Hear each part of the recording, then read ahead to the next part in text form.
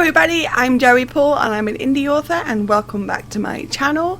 I write young adult fiction across a variety of genres, and if you think that might interest you, then think about subscribing below. I did a video about disability tropes that I hated about 2 years ago now, which I will link up in the cards, but it has since become my most watched video, and so I thought I would revisit the topic and give you 5 more disability tropes that I hate. Number 1. The token disabled. You probably know this one without an explanation. It's the disabled person who's there because the author decided they needed some diversity. I mean, it's nice to be included when so often diversity isn't said to include disability, but at the same time, it's not the kind of rep that I personally want. They're usually a one-dimensional character, they have no personality and no goals, no part to really play. They're just there, being disabled, usually in a wheelchair, and usually never really doing anything but sitting there and holding up a diversity sign. I'm not saying that you have to have a whole cast of disabled characters for your book to work. Sometimes it just doesn't work for that, and that's okay. But this is on par with the lone LGBTQ person or the lone person of colour. It's like basically saying that they are only there to make the author look good. One secret I'll share: disabled people, they usually know a whole lot of other disabled people. I mean, it's not unheard of for them to hang out with a bunch of able people, but if you can't even flesh them out as an actual person, then why bother?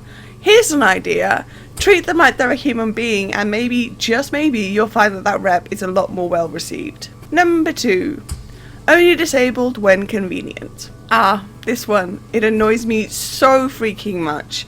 This is someone with some kind of disability, sometimes in a chair, sometimes not visibly disabled, but they are able to pull off feats that no one with that disability could manage, and then, when it's convenient to the plot, they're disabled again.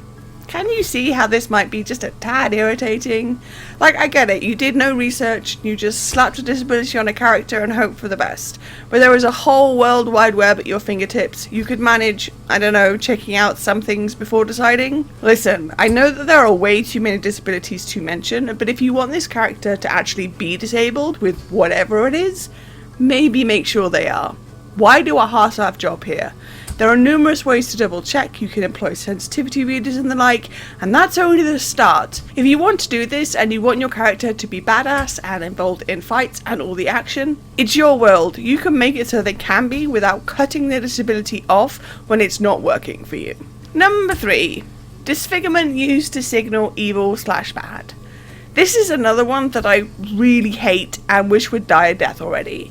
It's 2023 and we are still using this one. The trope is simple: someone with some kind of disfigurement is revealed to have been the bad guy all along. It's tired, it's lazy, and it's really fucking offensive. I mean, do you even know what that says to people who do have some kind of disfigurement? And why can't any of the pretty people be evil? Why wouldn't that be a nice change? It doesn't just apply to human creatures, but all kinds of characters. If they're disfigured, ugly, or have a disability that people don't really know much about, they're the bad guy. When it gets to the point where you can call it the moment you meet the character, that's a little tired and cliche, and please just stop. Number 4. The not researched at all character. I think a lot of these tropes could be summed up with this one. If you're going to write a disability that you have no experience with, maybe don't just wing it and hope for the best. I mean, sure, you can do it that way, but it's just going to make the actually disabled with that condition/disability look at you and judge you for your mistakes. If you need help, if you're serious about doing this, then there are numerous resources. You have sensitivity readers, you can have beaters who are also disabled, and you can do some actual research. I know it's a lot of work, but writing is a lot of work. Are you telling me that you'll work out the exact knife you want to use, or the weather as it was in London on this day in 1845, but you won't do some research about writing a complex issue? I mean, really? Are you sure that's a good idea? Even disabled writers like me will do a whole ton of research when it comes to conditions we don't have or only know a little about. There are a wide array of experiences, conditions, disabilities, symptoms, and no one can know them all, even if they live with that condition. So just put down the pen and go look things up on Google. Number 5. The only one without a love interest.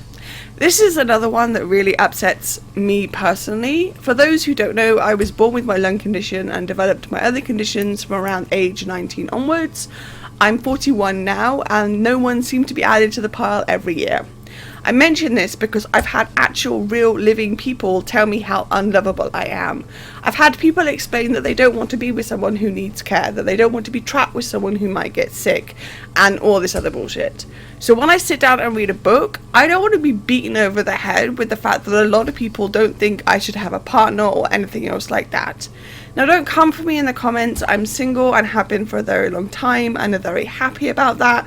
But the point is, it shouldn't be something where everywhere I turn, it's made clear that because of things completely outside of my control, I am worth nothing to a partner. Especially when that happens to be a romance novel with a happy ending for absolutely bloody everybody but the disabled character.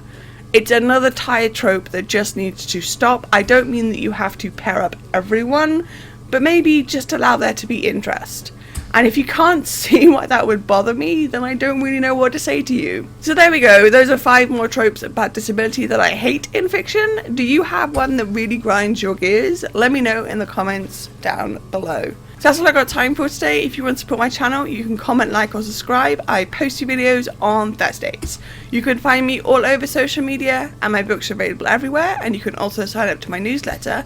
And don't forget to pick up Cramming Chronicles The Second Pang, which is the second in a young adult urban fantasy series. And also don't forget to grab a ticket for Author City in Birmingham in July, where I'll be signing books. All the links for which are listed below. Thanks for watching, and remember to keep writing. Bye!